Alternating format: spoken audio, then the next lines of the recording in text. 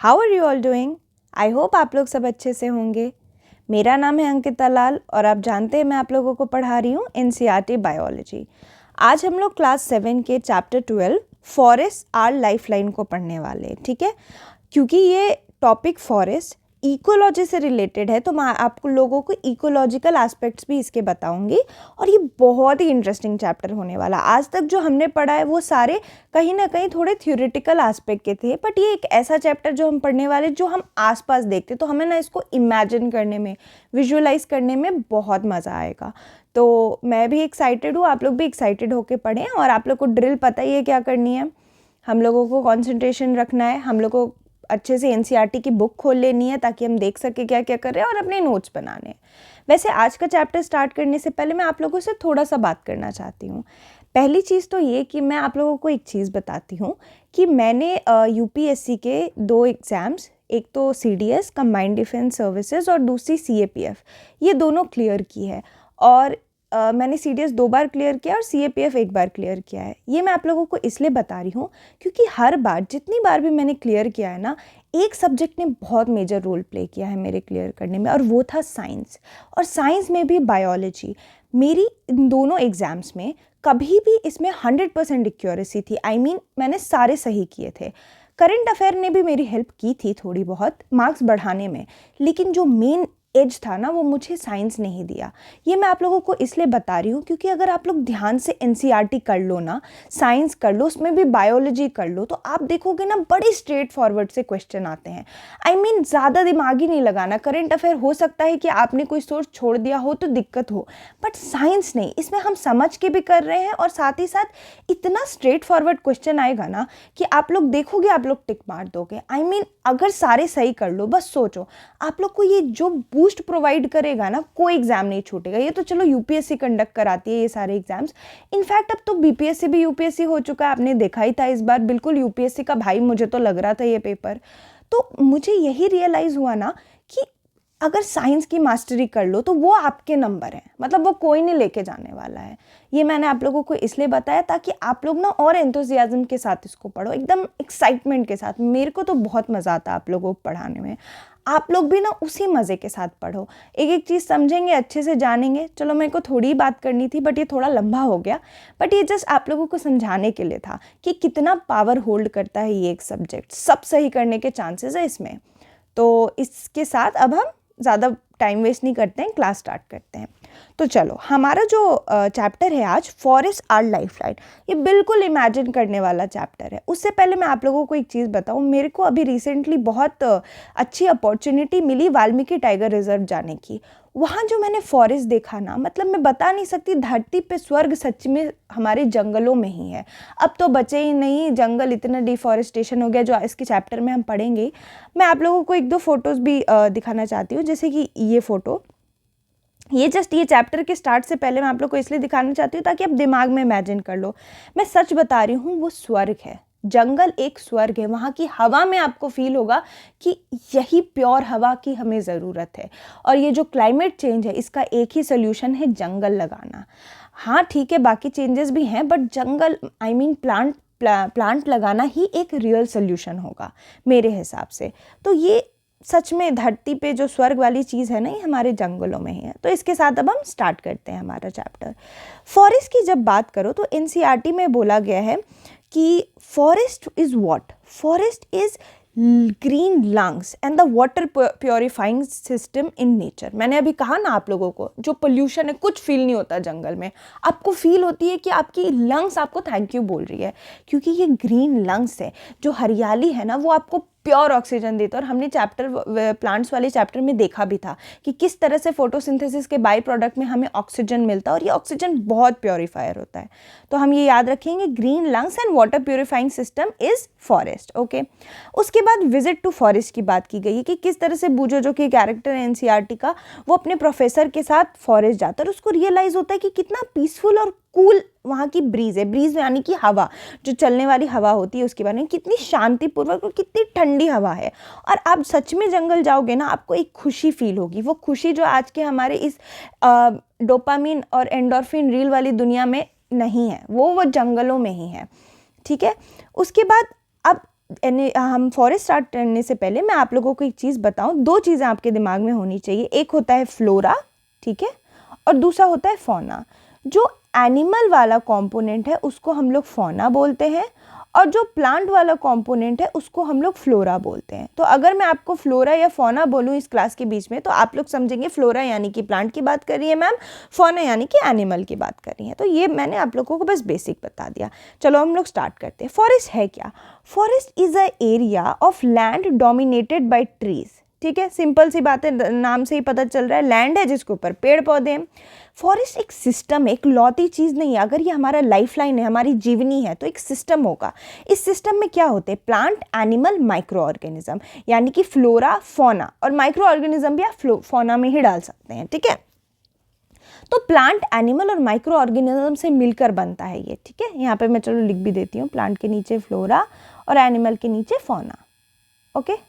चलो, तो अब हम लोग अगर फॉरेस्ट के ऑर्गेनाइजेशन की बात करते हैं, एक जंगल किस तरह से बना है, उसका ऑर्गेनाइजेशन क्या है, तो उसमें पेड़ होते हैं, पेड़ की भी लेयर्स होती हैं। जैसे ये पिक्चर मैं आप लोगों के लिए लगाई है मैंने, ताकि आप लोग समझ सको, एनसीईआरटी में भी है। अगर एक फॉरेस्ट की बात करें तो आपको दिख रहा है किस तरह से जंगल है, एक मिट्टी भी फॉरेस्ट के सिस्टम का ही पार्ट है। तो ये जो ट्रीज होती हैं इनके ना लेयर्स होते हैं। ट्री में क्या, श्रब, हर्ब, सब कुछ आ गया हमारे जंगलों में। एक ट्री जो होती है उसके अपर मोस्ट लेयर में श्रब हमने देखा था, हर्ब और श्रब हम लोग पढ़ रहे थे चैप्टर में, प्लीज़ उसको रिवाइज करें आप लोग। ऐसे तो बड़ी सिंपल सी चीज़ है, आप लोग को पता ही है, मेरे स्टूडेंट्स तो जानते हैं। हर्ब्स जो होती है वो सबसे लोअर लेवल होता है वेजिटेशन का। यहाँ पे अगर आप इस पिक्चर में देखें तो, एक मिनट, हाँ, अगर आप इस पिक्चर में देखें तो यहाँ पे आप देख रहे हो इस लोअर लेवल में, यहाँ पे आपको हर्ब्स मिलेंगी, फिर उसके ऊपर आपको श्रब्स मिलेंगी, और सबसे ऊपर आपको ट्रीज मिलेंगी हाइट के हिसाब से। सिंपल सी चीज़ है ना। अब ये ट्रीज की बात करें तो ट्रीज में होता है ये जो ऊपरी भाग आप देख रहे हो ना, इसको बोलते हैं क्राउन। क्राउन अलग अलग टाइप और साइज के होते हैं, और ये हॉरिजॉन्टल लेयर ऑफ फॉरेस्ट बनाता है। हॉरिजॉन्टल, वर्टिकल जानते हैं ना, इस लाइन को जो सीध में होती है ना, ऐसे आपके सीध में, इसको बोलते हैं हॉरिजॉन्टल। और जो ऊपर से नीचे जाती है, यानी कि लेफ्ट टू राइट आप हॉरिजॉन्टल मान सकते हैं ना, अप टू डाउन आप वर्टिकल मान सकते हैं, ठीक है। ये तो आप लोगों को पता ही होगा, बट स्टिल मैंने एक बार बता दिया। तो जब हम लोग फॉरेस्ट की बात करते हैं तो जो क्राउन है वो हॉरिजॉन्टल लेयर बना रहा होता है, ठीक है। और क्राउन भी अलग अलग शेप और साइजेस की होती हैं। Branchy part of tree above the stem is called crown. अगर डिफाइन करना है तो स्टेम के ऊपर वाला जो ये ब्रांची पार्ट है यही क्राउन है। अच्छा चलो, अब तो ये हमने देख लिया। ब्रांच, जो बड़ी बड़ी पेड़ होते हैं ना, ब्रांचेस ऑफ टॉल ट्री, वो ना रूफ, छत की तरह आ जाते हैं उसके ऊपर, और वो पूरे जंगल को एक छत की तरह कवर कर लेते हैं। और आप कभी एक डेंस जंगल में जाओ, जैसे कि ये वाल्मीकि नगर का डेंस जंगल है, यहाँ पे ना एकदम से इतना बड़ा कैनोपी बन जाता है कि नीचे आपको एकदम अंधेरा हो जाता है, धीरे धीरे छन के सूर्य की किरणें आती हैं। तो ये क्यों होता है? क्योंकि छतनुमा स्ट्रक्चर बना देते हैं बड़े बड़े पेड़, ओके। तो ये इसको हम कहते हैं कैनोपी, रूफ, छत इस कैनोपी, जंगल की छत कैनोपी हो गई, ठीक। और क्राउन हमने देख लिया, ये वाला पार्ट है। अभी एनसीईआरटी अगर हम खोले तो एनसीईआरटी में ना फोटो भी बनी हुई है क्राउन्स की, अलग अलग क्राउन की। मैं अभी आपको दिखाती हूँ, ये देखो कुछ शेप अलग अलग बने का ना, अलग अलग शेप है। ये कैसे ट्राइंगुलर शेप है, ये राउंड शेप है, ये थोड़ा सा ओव्यूलर शेप है। तो ये अलग अलग शेप्स हैं क्राउन की। तो आपको पता चल गया, क्वेश्चन में कभी दिखे डिफरेंट शेप्स क्राउन की तो आपको याद आ जाएगा। चलो, उसके बाद अगर हम लोग कंपोनेंट ऑफ फॉरेस्ट की बात करें तो हमने इसमें ये तो देख लिया। अच्छा, कैनोपी के भी ना upper canopy, mid canopy, lower canopy, नाम से ही पता चल रहा है, ऊपर वाली, बीच वाली, नीचे वाली, और उसके नीचे होती है अंडर स्टोरी, ठीक है। उसके नीचे जो होता है उसको हम लोग कहते हैं अंडर स्टोरी। ये है अंडर स्टोरी, नीचे वाला।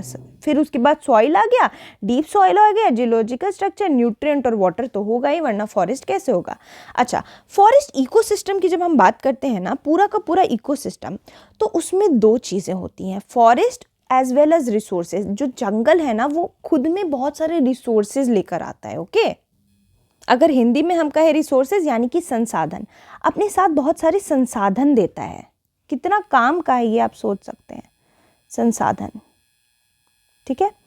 तो ये हो गया रिसोर्सेज। फॉरेस्ट के साथ फॉरेस्ट और रिसोर्सेज दोनों हैं। अब फॉरेस्ट एज अ सिस्टम हम लोग देखेंगे, फॉरेस्ट अकेला नहीं है। फॉरेस्ट में ना कंपोनेंट्स हैं, ठीक है, जो एक दूसरे पे इंटरडिपेंडेंट होते हैं, एक दूसरे पे कहीं ना कहीं डिपेंड कर रहे होते हैं, जिसमें तीन चीज़ें होती हैं। यहाँ मैंने आप लोगों को दिखाया कंपोनेंट क्या है। अगर एनसीईआरटी में नहीं है, बट सिंप्लीफाई करने के लिए हम लोगों ने पहली क्लासेस में एबायोटिक और बायोटिक हम देख चुके हैं, तो मैं उसमें डिटेल में नहीं जाऊँगी। एबायोटिक कंपोनेंट, बायोटिक, ये दोनों एक दूसरे पे इंटरडिपेंडेंट होते हैं, एक दूसरे की मदद से चल रहे होते हैं। एबायोटिक में एक फॉरेस्ट में न्यूट्रिएंट साइक्लिंग हो रही होती है, एनर्जी फ्लो हो रहा होता है, ये मैं समझाऊंगी क्या है। और बायोटिक जो होता है वो उसमें होते हैं प्रोड्यूसर, कंज्यूमर, डिकम्पोजर। और कंज्यूमर में भी प्राइमरी और सेकेंडरी, मैंने 1 डिग्री 2 डिग्री बताया था कि इस तरह से लिख सकते हैं प्राइमरी, कंज्यूमर और सेकेंडरी को। तो इसी चीज़ को यहाँ बताया गया है, जो बायोटिक कंपोनेंट है उसको यहाँ पे बताया गया फॉरेस्ट एज ए सिस्टम में। ग्रीन प्लांट फूड प्रोड्यूस करते हैं तो क्या हो गए, प्रोड्यूसर, वेरी गुड। और जो एनिमल्स है वो उन पे डिपेंड करते हैं तो क्या हो गए, कंज्यूमर, ओके।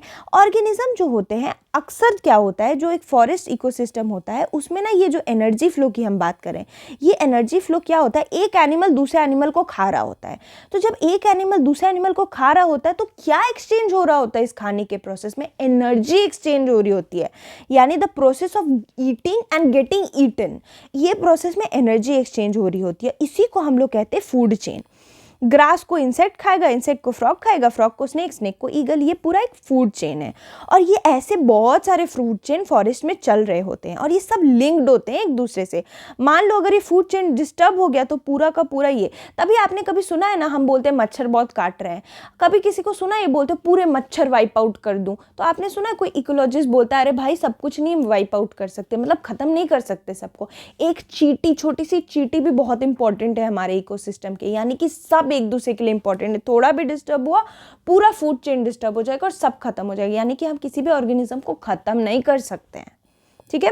तो ये जो इंटरेक्शन हमने देखा सॉइल के बीच में, वाटर के बीच में, एयर और लिविंग ऑर्गेनिज्म के बीच में, यही जो है ना, यही इंटरकनेक्शन है, यह बायोटिक और एबायोटिक के बीच का कनेक्शन है। जैसे मशरूम और छोटे छोटे माइक्रो ऑर्गेनिज्म है, ये डेड प्लांट और इन सबको खाते हैं और फिर उनको कन्वर्ट कर देते हैं एनर्जी के लिए, है ना, वो कन्वर्ट कर देते हैं ह्यूमस के फॉर्म में। ये ह्यूमस जो होता है ना, आप लोग ह्यूमस पता नहीं क्या प्रोनाउंस करते हैं, मैं तो ह्यूमस करती हूँ। ये ह्यूमस एक डार्क कलर्ड सब्सटेंस होता है, तो ये एक इंपॉर्टेंट चीज़ है, एग्जाम्स में आपको दिख सकता है कि डार्क कलर्ड सब्सटेंस ह्यूमस कौन क्रिएट करता है, माइक्रो ऑर्गेनिजम्स का काम होता है। ये जो बैक्टीरिया ये सब होती है ना, ये डिकम्पोजिशन करती हैं, ये क्या करते हैं, डेड प्लांट को खाते हैं और ह्यूमस बना देते हैं, और ये ह्यूमस बहुत न्यूट्रिएंट रिच होता है, तो इनको डिकम्पोजर कह रहे हैं क्योंकि ये क्या करते हैं, ह्यूमस क्रिएट करते हैं, ठीक है।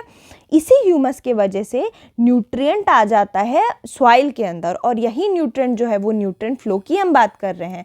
देख रहे हो किस तरह से सब कुछ एक दूसरे से रिलेटेड। यहाँ देखो ऑक्सीजन और कार्बन डाइऑक्साइड न्यूट्रिएंट है, यही न्यूट्रिएंट फ्लो कराते हैं। मैंने यहाँ पे नीचे में लिखा भी है आप लोगों के लिए, आप लोगों की सहूलियत के लिए, जो हाँ ये वाली चीज़ कि 95% जो लिविंग बीइंग का मास होता है ना, वो किसका बना होता है, ये न्यूट्रिएंट का, कार्बन, हाइड्रोजन, ऑक्सीजन, नाइट्रोजन, ये न्यूट्रिएंट्स हैं, इन्हीं का बना होता है। और इसी न्यूट्रिएंट की साइक्लिंग हो रही होती है, मतलब एक तरफ से कार्बन जा रहा है, हाइड्रोजन जा रहा है, ऑक्सीजन जा रहा है। ये नहीं हो तो सोचो हम किस तरह से जिएंगे, तो कितना इंपॉर्टेंट पार्ट है, नहीं।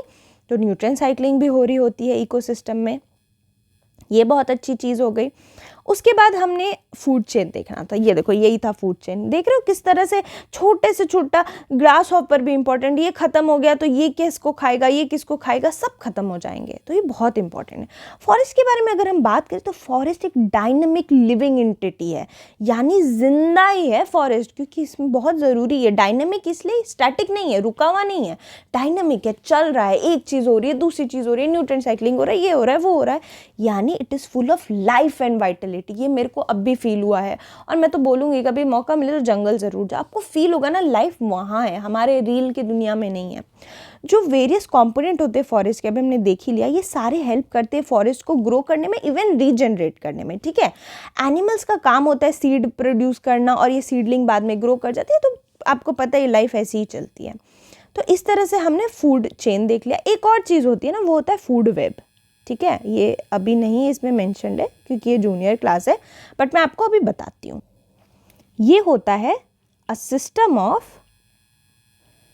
इंटरलॉकिंग फूड चेन्स, मतलब ये फूड चेन का भी आप देख लो, ये भी एक दूसरे से इंटरलॉक्ड हैं तब, और ये मिलके बना देते हैं फूड वेब, ठीक है। वेब ना मकड़ी के जाले को बोलते हैं, वेब होते ना, स्पाइडर वेब, जाला, तो ये फूड का भी जाला होता है हमारे इकोसिस्टम में। तो आप ये याद रखेंगे, इंटरलॉकिंग फूड चेन्स मिलके क्या बना देती हैं, फूड वेब बना देती हैं। चलो ये देख लिया हमने। डिकम्पोजर्स हमने देखा, डिकम्पोजर जो होते हैं वो न्यूट्रिएंट सप्लाई करने में मदद करते हैं। तो अगर एग्जाम में आया तो ये आप याद रखोगे, डिकम्पोजर्स का काम है न्यूट्रिएंट सप्लाई करना, और ह्यूमस तो बनाते ही हैं, बाद में प्लांट ग्रो हो जाता है। अभी फॉरेस्ट हमने देख लिया, तो हम इंपॉर्टेंस भी फॉरेस्ट की देखेंगे, बड़ा इंपॉर्टेंट है। कुछ चीज़ें जो फॉरेस्ट करती हैं जिस वजह से हम इसको अपना लाइफ लाइन बोल रहे हैं, सोच रहे हमारी जीवनी बोल रहे हैं, कुछ तो ऐसी बात होगी ना। पहली चीज़ है ऑक्सीजन। सोचो, ऑक्सीजन के बिना इमेजिन कर सकते हैं हम, जिंदा ही नहीं रह सकते। प्लांट हमें ऑक्सीजन प्रोवाइड करता है रेस्पिरेशन के लिए, हमने रेस्पिरेशन वगैरह सब देखा है पीछे क्लासेस में। ये ऑक्सीजन कार्बन डाइऑक्साइड का बैलेंस करता है न्यूट्रिएंट साइक्लिंग के थ्रू। इसी वजह से फॉरेस्ट को हम लोग ग्रीन लंग्स बोलते हैं, that's why forest is called green lungs. अच्छा, फॉरेस्ट को लाइफलाइन बोलते हैं। फॉरेस्ट ड्वेलिंग कम्युनिटीज़, ड्वेलिंग माने रहने वाली, कम्युनिटीज़ मतलब जो कम्युनिटी होती है, और कहाँ रहने वाली, फॉरेस्ट रहने वाली। तो ये उनकी लाइफलाइन है। क्यों लाइफलाइन है, रीज़न होगा ना।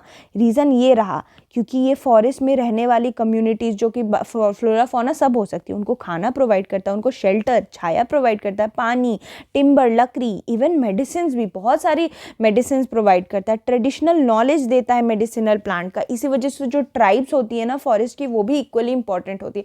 किसी ट्राइबल कम्युनिटी में चले जाओ फॉरेस्ट के, आपको वो ऐसी ऐसी नॉलेज बताएंगे ना कि आपको कभी हैरानी हो जाएगी कि ये सब हमारे ही जंगलों में एग्जिस्ट करता है। ठीक है, उसके बाद अगर हम लोग बात करें डेंस बुशेस और टॉल ग्रास की, तो ये प्रोवाइड करते हैं एनिमल को फूड और शेल्टर। अभी देख ही लिया ये फूड और शेल्टर कैसे प्रोवाइड करते हैं। फॉरेस्ट जो है ये भी बड़ा इंपॉर्टेंट, फॉरेस्ट जो है ना नेचुरल एब्जॉर्बर होता है रेन वाटर का। इतने सारे बारिश का पानी आया उसको एब्जॉर्ब कर लेगा। अच्छा, आपको एक बात पता है, अभी चेन्नई में फ्लड आया और भी बेंगलुरु में कुछ समय पहले फ्लड आया। आप लोगों ने सोचा इतने ज़्यादा अर्बन फ्लड्स क्यों हो रहे हैं? अर्बन फ्लड्स जो इतने होते हैं वो क्यों हो रहे हैं?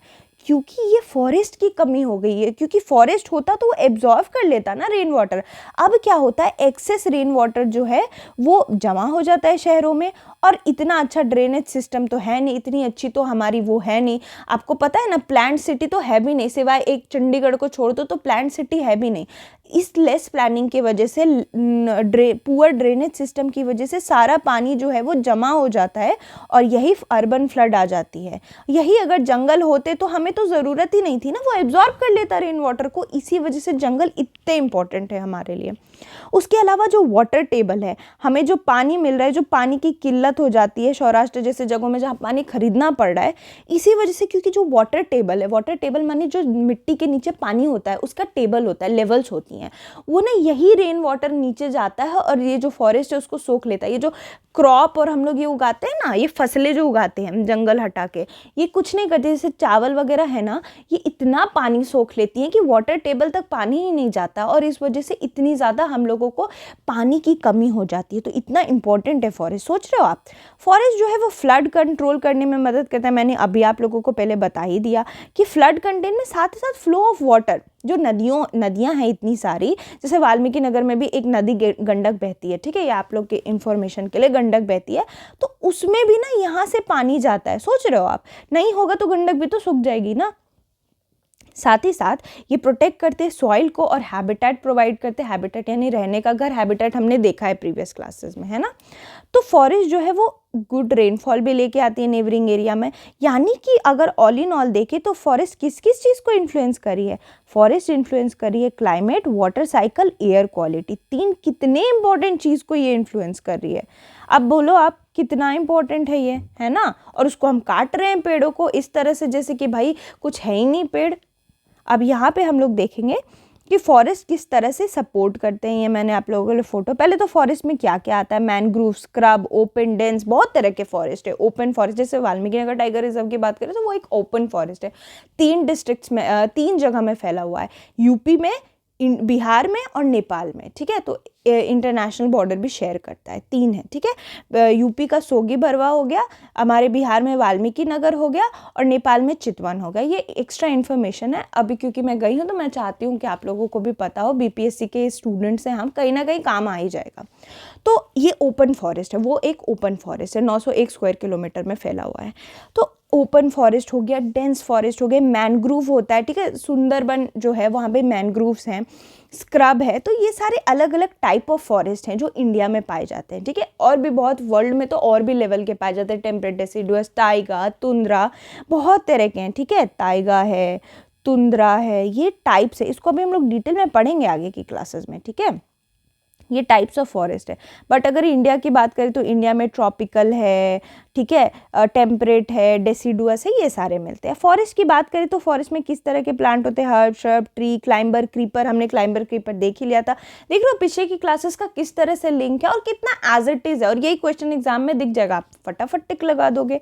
फिर बारी आती है over story, canopy, under story, हमने देख ली थी, ये रीजन्स होते हैं। अभी एडवांटेजेस देखेंगे हम लोग फॉरेस्ट के। फॉरेस्ट का अभी हमने ऊपर देखा, water cycle, temperature, shelter, food, products हम लोग को देता है, जैसे resin, wax, medicine, bamboo, timber, rubber, ये सब हमें किससे मिलता है, फॉरेस्ट से ही तो मिलता है। अगर डिफॉरेस्टेशन हो जाएगा तो क्या होगा, अभी हम लोग डिटेल में देखेंगे, बट यहाँ थोड़ा सा ऐसे क्रक्स में देख सकते हैं, ग्लोबल वार्मिंग जो हो ही रही है, हम तो इतना अच्छा फील कर रहे हैं, अभी ठंडी में भी ठंडी फील नहीं होती। लॉस ऑफ हैबिटेट हो गया, सॉइल इरोजन हो गया, अफेक्ट करता है लेवल ऑफ ग्राउंड वाटर, ये सारी चीज़ें, ठीक है। तो अभी थोड़ा सा हम एनसीईआरटी में देख लेते हैं हमने क्या क्या कर लिया। हमने क्राउन्स देख ली, हमने कैनोपी देख लिया, ये देखो ये अंडर स्टोरी, कैनोपी, हमने ये देख लिया, इंसेक्ट, स्क्विरल, ये सब मिलते हैं, ठीक है। हर्ब, श्रब्स होते हैं, ये देख लिया हमने। ये देखो ये फॉरेस्ट की फ़ोटो, किस तरह से सॉइल, वाटर, डिकम्पोजर, फोटोसिंथेसिस सब हो रहा है इस फॉरेस्ट में। ह्यूमस देखा हमने, डिकम्पोजिशन देखना, ये हमने बैलेंस देखा, हमने नॉलेज देखी मेडिसिनल प्लांट की, फूड, शेल्टर। आपको पता है बीटल्स जो छोटी छोटी कीड़े होते हैं, ग्राप्स, ये सारे फीड करते होते हैं जो नीचे जो सीडलिंग्स होती हैं इन सब को, और ये फीड करके कहीं ना कहीं न्यूट्रिएंट्स ही प्रोवाइड करते हैं, ठीक है।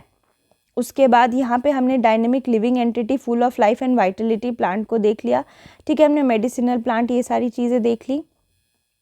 अभी हम लोग डिफॉरेस्टेशन करने वाले हैं, उससे पहले कुछ छूटा तो नहीं हमारा, हम देख लेते हैं एक बारी, नहीं, हाँ ये चीज़ बताना चाहिए। फॉरेस्ट के प्रोडक्ट्स अभी हमने देखे थे ना, ये देखो ये कैटेचू, ये गम जो है वो फॉरेस्ट से ही मिलता है, sealing wax, Honey, wooden statue, rubber, ये सब हमें फॉरेस्ट से ही मिलता है। तो ये सब आप याद रखेंगे, कैटेचू, गम, ये ना वर्ड्स याद रखना, ओके। मैं इसको एक बार अंडरलाइन स्टार लगाती हूँ, तो आप भी अपनी एनसीईआरटी में स्टार लगा दो, ओके। हो सकता गम याद रहे, हो सकता है कैटेचू भूल जाएं आप लोग, ओके।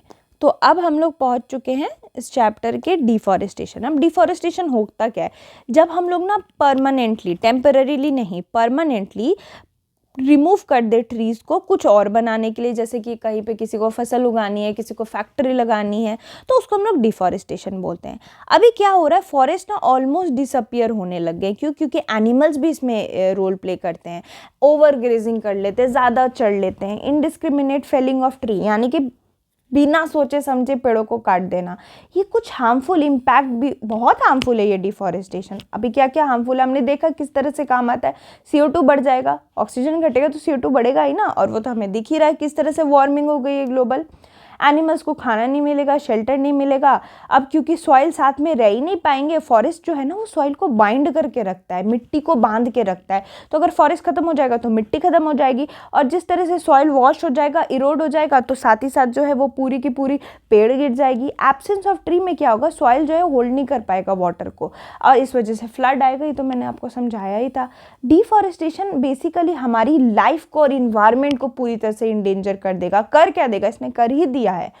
इसी वजह से हमें प्रिजर्व करके रखना चाहिए हमारे फॉरेस्ट को भी और इन्वायरमेंट को। ये देखो किस तरह से रीजंस क्या है डिफॉरेस्टेशन के। एक ओवरग्रेजिंग हमने देख ली, इंडस्ट्री लगा देते, एग्रीकल्चर भी बहुत बड़ा पार्ट है, ठीक है। डेवलपमेंट प्रोजेक्ट, किसी को कुछ फैक्ट्री बनानी हो गई, डैम बनाना हो गया, पूरे पूरे जंगल उड़ा देते हैं। फ्यूल वुड हो गए, फ्यूल वुड की ज़रूरत होती है, ऐसा कुछ उपजा दो कि आपके लिए फ्यूल मिलता रहे, लेकिन फॉरेस्ट काट दो। तो ये सारे कुछ रीजंस है फॉरेस्ट डिफॉरेस्टेशन के। इफ़ेक्ट क्या है, कितना बुरा इफ़ेक्ट है, अभी हम लोग चलो देखते हैं डिटेल में। सबसे इम्पॉर्टेंट एक ट्रेडिशन है ना फॉरेस्ट का, वहाँ ट्राइब्स रहती हैं। आप सोचो फॉरेस्ट ख़त्म कर दोगे तो उनकी पूरी ज़िंदगी ख़त्म हो जाएगी, स्पीसीज़ ख़त्म हो, लॉस। पता है आपको, एक बार अगर स्पीसी एक्सटिंक्ट हो गई ना, एक्सटिंक्शन से आप वापस नहीं ला सकते हो स्पीसीज़ को, इसीलिए इतना सारा प्रिजर्वेशन एफर्ट चलता है। अभी कब देखो राइनो का प्रिजर्वेशन चल रहा होता है, कभी चीता का प्रिजर्वेशन, ऐसे चीता तो एक्सटिंक्ट हो गया है हमारा ये एशियाटिक, बट जो एक्सटिंक्ट नहीं हुआ उसको प्रिजर्वेशन, क्योंकि एक बार स्पीसी लॉस हो गई ना तो लॉस हो गया उसका पूरी तरह से। सो डोडो वगैरह एक्सटिंक्ट स्पीसीज हैं ये, ठीक है, ये एक बर्ड है डोडो, गूगल करना, आपको इंटरेस्टिंग लगेगा। फिर बारी आती है सॉइल इरोजन की। सॉइल इरोजन जो है मिट्टी तो बंध नहीं पाएगी तो सॉइल इरोजन हो जाएगा। सॉइल इरोजन क्या अकेले कुछ इश्यूज़ करेगा? बहुत करेगा। फ्लड, लैंडस्लाइड, अभी आपने देखा किस तरह से लैंडस्लाइड हुआ था हिमालयस में, हिमाचल प्रदेश में अभी जो बारिश हुई, किस तरह से कितने लोग मर जाते हैं। डिजर्टिफिकेशन भी बहुत बड़ा प्रॉब्लम, पूरा का पूरा रेगिस्तान बन जाता है, पूरा का पूरा एक जंगल रेगिस्तान में चेंज हो जाता है। फॉरेस्ट प्रोडक्ट खत्म हो जाती हैं, ये जो मेडिसिनल प्लांट की हम बात करें थे, कैटेचू वगैरह की, सब खत्म हो जाएंगी। उसके अलावा CO2 का एब्जॉर्प्शन कम हो जाएगा, ग्लोबल वार्मिंग होगी क्या, हो ही गई है। COP28 वगैरह करे जा रहे हैं हम लोग, लेकिन क्या ही फायदा हो रहा है? COP28 करा लो, ये करा लो, लेकिन तुम फॉरेस्ट नहीं उगाओगे तो क्या फायदा है ना। तो मेरे हिसाब से तो एक ऐसी भी वैसे लोग कर रहे हैं काम, ऐसा नहीं है, but I think there should be some more initiative taken on the part of afforestation. Deforestation का उल्टा पार्ट हो गया एफॉरेस्टेशन, ठीक है। डिफॉरेस्टेशन को कैसे रोक सकते हैं, ठीक है। एफॉरेस्टेशन के लिए स्ट्रैटेजीज क्या होनी चाहिए, ये मैं आप लोगों के लिए एक्स्ट्रा कुछ लेकर आई हूँ। मैं हमेशा कोशिश करती हूँ कि आप लोगों को कुछ एक्स्ट्रा बताऊँ मैं, ताकि आप लोगों को ऐसा लगे कि हमने NCERT तो पढ़ी, साथ में हमने कुछ एक्स्ट्रा भी, क्योंकि मेरे जो भी एग्जाम्स मैंने दिए हैं, मैं कोशिश करती हूँ कि उसका एक्सपीरियंस भी मैं आप लोगों को दे पाऊँ, ताकि आप लोगों से कोई क्वेश्चन ना छूटे। ये मेरे पार्ट पे रहेगा, ठीक है, और आप लोगों के पार्ट पे रहेगा रिवाइज करना, क्वेश्चन सॉल्व करना और अच्छे से मन लगा के पढ़ना। तो देखो क्या स्ट्रैटेजीज हो सकती है डिफॉरेस्टेशन रोकने की। पहली चीज़ तो पेड़ लगाओ, सबसे बड़ी चीज़, बेसिक चीज़। उसके अलावा रिसाइकल प्रोडक्ट्स यूज़ करो, ठीक है, नई चीज़ें लेने की जगह उसकी रिसाइकलिंग करो। उसके अलावा पेपर, कार्डबोर्ड, पेपर में बहुत पेड़ काट के बनते हैं, उनको रिसाइकल करो। डिग्रेडेड फॉरेस्ट अगर आपको कहीं दिख रहा है तो उसकी रिस्टोरेशन में मदद करो। बेकार मतलब कि ना लकड़ियाँ मत जलाओ, ज़रूरत नहीं है तो। अवेयरनेस बहुत ज़रूरी है कि अवेयरनेस फैलाओ, बातें करो अपने फ्रेंड से, अपनी बोलते हैं ना चैरिटी बिगिंस एट होम, वैसे मेरे हिसाब से डेवलपमेंट बिगिंस एट होम। घर पे बात करो, अवेयरनेस लाओ, ठीक है। कम पेपर यूज़ करने की कोशिश करो, ऐसे भी अभी UPI की वजह से बहुत कैशलेस हो गया, तो which is a good thing. उसके बाद इको फॉरेस्ट्री प्रैक्टिस करनी चाहिए। इको फॉरेस्ट मतलब इकोलॉजिकल फॉरेस्ट्री, अपने घरों के आसपास कोशिश करो कि ऐसे पेड़ उगाओ जो अच्छे हों। उसके अलावा सस्टेनेबल वुड प्रोडक्ट्स लेने चाहिए, ऐसे प्रोडक्ट्स जो कि सस्टेनेबल का मतलब जो फ्यूचर वाले जनरेशन के लिए भी काम आए, ठीक है। उसके बाद ऐसी ऑर्गेनाइजेशंस को सपोर्ट करना चाहिए हमें जो डिफॉरेस्टेशन रोकने के लिए लड़ रही हैं, ठीक है। तो वो भी कुछ चीज़ें, तो ये कुछ 10 पॉइंट्स है जो हम कर सकते हैं, ओके, डिफॉरेस्टेशन रोकने के लिए। सच कहा जाए तो फॉरेस्ट एक नेचुरल गिफ्ट है हमारी मदर अर्थ की, जो हमें दी गई है। तो इस गिफ्ट को ना हमें ऐसे जाने नहीं देना चाहिए। और मैं बहुत ही पैशनेटली इस चीज़ के बारे में बात करती हूँ कि मुझे लगता है, और हम सबको पता है, 21st सेंचुरी की सबसे बड़ी इशू है क्लाइमेट चेंज, जो हम डे टू डे लाइफ पे फील कर पाते हैं। गर्मी देखते हैं आप, गर्मी इतनी होती है, लोग घर से बाहर नहीं निकल पाते हैं। तो इस तरह से हमने ये जो चैप्टर है हमारा फॉरेस्ट आर लाइफलाइन, वो पूरा कंप्लीट कर लिया है। तो अब हम लोग एक स्टेप क्लोजर है क्लास 7 की NCERT कंप्लीट करने के लिए। तो उस चीज़ के लिए हम लोग को एक ये करना चाहिए, खुश होना चाहिए। ये देखो, ये सारे कीवर्ड्स जो हैं हमने कर लिए हैं, किए हैं कि नहीं? ओके, तो आप लोग जानते हैं अब हम क्या करेंगे, अब हम लोग करेंगे प्रैक्टिस। अच्छा, मैंने देखा था कुछ लोग कह रहे थे कि मैम UPSC के भी क्वेश्चंस, तो ये जो चैप्टर जो है ना वो इकोलॉजी में फॉल करता है UPSC के हिसाब से, और UPSC से ही मिलता जुलता BPSC हो चुका, पीछे नहीं रह गया BPSC। तो इसलिए मैं आज वो भी क्वेश्चंस लेकर आई हूँ, तो आप लोग भी मेरे साथ सॉल्व करिए। चलिए आ जाइए। ओके, तो पहला क्वेश्चन है, biodegradable waste can usually be converted into useful substance with the help of. Waste को यूजफुल सब्सटेंस में किसकी मदद से हम लोग कन्वर्ट कर सकते हैं? तो ये क्वेश्चन, क्योंकि ये चैप्टर ऐसा है ना कि इससे एज इट इज़ क्वेश्चन नहीं आते, इसके बेस बनाकर क्वेश्चंस आते हैं, ठीक है। तो मैं वही क्वेश्चंस लेकर आई हूँ। BPSC में उतना ज़्यादा क्वेश्चन इससे अभी नहीं पूछा गया है, बट आई थिंक पूछा जा सकता है। लेवल, क्योंकि आप ही कर रहा है बीपीएससी। तो अगर हम बायोडिग्रेडेबल वेस्ट की बात करें तो उसको कन्वर्ट करती हैं बैक्टीरियाज, ठीक है। बैक्टीरिया कन्वर्ट करके उसको यूजफुल सब्सटेंस में चेंज कर देते हैं। वायरसेस ये काम करेंगे नहीं। वायरसेस के बारे में अगर मैं बताऊं तो वायरस ए सेल्यूलर होते हैं, इसमें तो कोई सेल ही नहीं होता है। ये जब होस्ट की बॉडी में रहता है तो जिंदा हो जाता है, और नहीं रहता तो मरा हुआ रहता है। सोचो ऐसा वायरस को, ठीक है। और न्यूक्लियर प्रोटीन ऐसा करेंगे नहीं, रेडियो एक्टिव सब्सटेंस नहीं करेंगे, तो आप इसको एलिमिनेट भी कर सकते हो। Elimination is also good thing. Bacteria होगा इसका आंसर, ठीक है। Biodegradable waste can be converted into useful substance by process called bioremediation. तो ये आप लोग के लिए मैं लेकर आई हूँ क्योंकि bioremediation as it is question exam में आ सकता है। और ये करते कौन है बायो रिमीडिएशन? ये माइक्रो ऑर्गेनिजम्स करते हैं, जैसे कि बैक्टीरिया, ओके। ये टॉक्सिन वगैरह हटा देते हैं और एनवायरनमेंट क्लीन रखते हैं। अच्छा, ये यूपीएससी का एक क्वेश्चन है कि कुछ स्पीसीज ऐसी होती है ना जो कि फंजाई को ग्रो करते हैं अपने पास, वो कौन सी ऐसी स्पीसी है? जब ये यूपीएससी में आया था तो एक बहुत ही अजीब सा क्वेश्चन था, मतलब नया सा क्वेश्चन था। तो इसके आंसर्स ना आपको कैसे आएंगे ना, इसके आंसर्स ऐसे आएंगे कि डॉक्यूमेंट्रीज आती हैं यूट्यूब पे, इन नेशनल ज्योग्राफी चैनल जो है उसको आप फॉलो कर सकते हैं जस्ट फॉर फन, ठीक है। तो आपको बहुत इन्फॉर्मेशन भी मिलेगा और कहीं ना कहीं काम आ जाएगा। नहीं भी आएगा तो नॉलेजेबल तो हो ही जाओगे। मेरे हिसाब से नॉलेज होनी चाहिए, पता होना चाहिए अपने आसपास क्या है कि नहीं। चलिए, तो ये जो सर्टेन स्पीसीज हैं ऑर्गेनिज्म की जो कल्टीवेट करती है फंजाई, वो होती हैं एंट्स, चींटियां करती हैं ये। और ये बड़ा इंटरेस्टिंग क्वेश्चन था जब आया था। चलो, एक और यूपीएससी का क्वेश्चन है कि हमारे नेचर में हम लोग देखते हैं कि जो सरफेस ऑफ सॉइल है उस पर कुछ ऑर्गेनिजम्स जो हैं वो सर्वाइव करती हैं, ठीक है। मोस्ट लाइकली कि वो सॉइल के सरफेस, बिना सॉइल के सरफेस की सर्वाइव कर सकती हैं, ठीक है। विदाउट सॉइल वो कौन सी ऐसी प्रजातियां हैं, ठीक है। सोचो, मिट्टी भी नहीं है फिर भी सर्वाइव कर जाएंगी, यानी कि बहुत ठोस होंगी। अच्छा चलो, इस क्वेश्चन को एलिमिनेशन से बनाना सिखाती हूँ मैं आप लोगों को। अच्छा, फर्न, मैंने आप लोगों को बताया था ना कि जो एंजियोस्पर्म, जिम्नोस्पर्म होते हैं वो फ्लावरिंग प्लांट के टाइप में। वैसे ही जब हम लोग प्लांट किंगडम डिटेल में पढ़ेंगे ना तो फर्न्स जो होते हैं ना वो एक प्लांट का ही टाइप होते हैं जो टेरिडोफाइटास में आते हैं, ठीक है। टेरिडोफाइटा, तो ये प्लांट का ही एक टाइप है। तो इनके बारे में ऐसी चीज़ है, ये जो टेरिडोफाइटा होते हैं इसमें फ्लावरलेस ग्रीन प्लांट्स होते हैं, ठीक है। फ्लावर नहीं होता है इनमें, बट ये ग्रीन प्लांट्स होते हैं। तो कभी ऐसा कोई प्लांट आप सोच सकते हो कि जो मिट्टी के बिना उगेगा? नहीं हो सकता है। तो अगर आपको पता है कि फर्न किसी प्लांट की ही वैरायटी में आता तो ये तो आंसर नहीं हो सकता, तो इसको हम क्रॉस कर देते हैं। फिर आते हैं मशरूम पे। अच्छा, कभी मशरूम बिना मिट्टी के उग सकता है? चलो ठीक है, मैं मानती हूँ कि लकड़ी के ऊपर उग जाता है, इसके ऊपर उग जाता है, बट ये मिट्टियों में भी उगता है, ठीक है। इसको चाहिए वो मॉइस्ट सरफेस, इसको चाहिए वैसी चीज़ें, लेकिन ये एज ए बिना मिट्टी के या बिना किसी सरफेस के नहीं उग सकता है। तो मशरूम तो नहीं होगा, फर्न नहीं होगा। तो जिसमें फोर्थ ऑप्शन है वो तो हटा दो। अब ऑप्शन है 2 ओनली, 2 and 3 ओनली, यानी कि 2 तो होगा, तो हम 2 मान लेते हैं, लाइकन। और मैंने आप लोगों को लाइकन समझाया भी था। चलो कमेंट सेक्शन में मेरे को बताओ तो लाइकन किस 2 ऑर्गेनाइजेशन के सिम्बायोटिक रिलेशनशिप से बनता है, क्योंकि ये ना बहुत प्रोबेबल क्वेश्चन है, कितने एग्जाम्स में मैंने देखा है, मैं आपको बता भी नहीं सकती।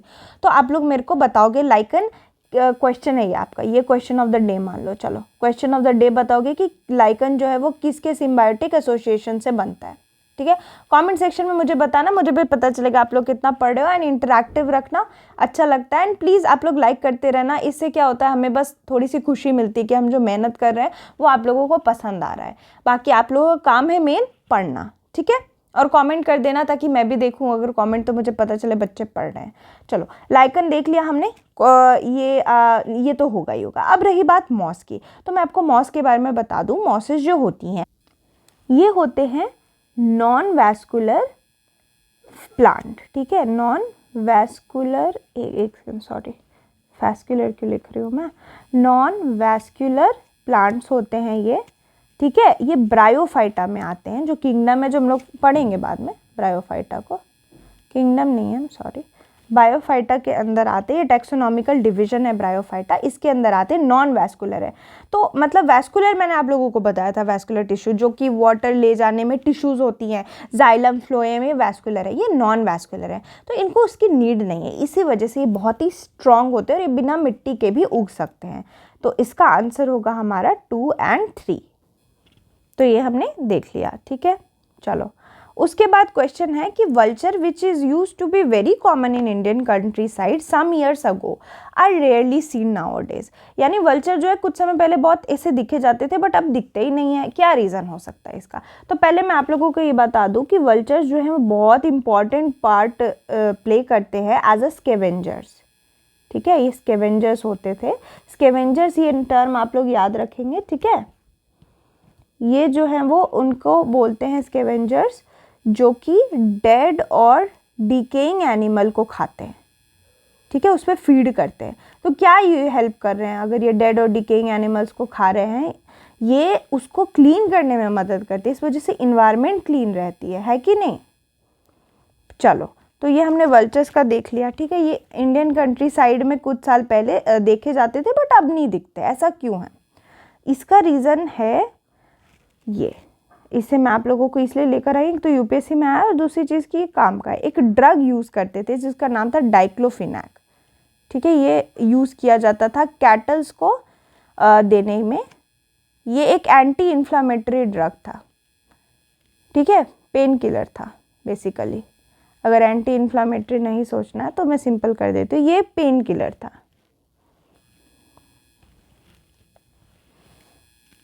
पेन किलर था और इस वजह से ये जो है वो क्या बोलते हैं उसको, ये देते थे, लेकिन कैटल्स को देते थे। लेकिन जब इसको वल्चर्स खाती थी ना, वो इंस्टेंटली उनका डेथ हो जा रहा था। तो फिर क्या किया, इसको बैन कर दिया गया। ठीक है, बैन कर दिया गया ताकि बचाया जा सके इसके वल्चर के पॉपुलेशन को। लेकिन तब तक बहुत सारे वल्चर्स मर गए। तो ये इस तरह से ये कुछ क्वेश्चंस थे इस चैप्टर से रिलेटेड, और हमने ये पूरा चैप्टर कंप्लीट किया। और ये काफ़ी इंटरेस्टिंग चैप्टर है इस सेंस में कि हमारे इन्वायरमेंट से रिलेटेड है, तो हम लोग बहुत अच्छे से रिलेट कर सकते हैं, इमेजिन कर सकते हैं। तो इस तरह से हमने ये चैप्टर कंप्लीट किया। आप लोग पढ़ते रहें, आगे बढ़ते रहें, और आई होप आप लोग इन्जॉय कर रहे हैं इन सेशंस को। और मुझे बताइएगा अगर आप लोगों को कुछ चीज़ें जाननी हो या कुछ नया कुछ समझना हो तो। एंड पढ़ते रहें, आगे बढ़ते रहें। फिर मिलती हूँ दूसरी क्लास में।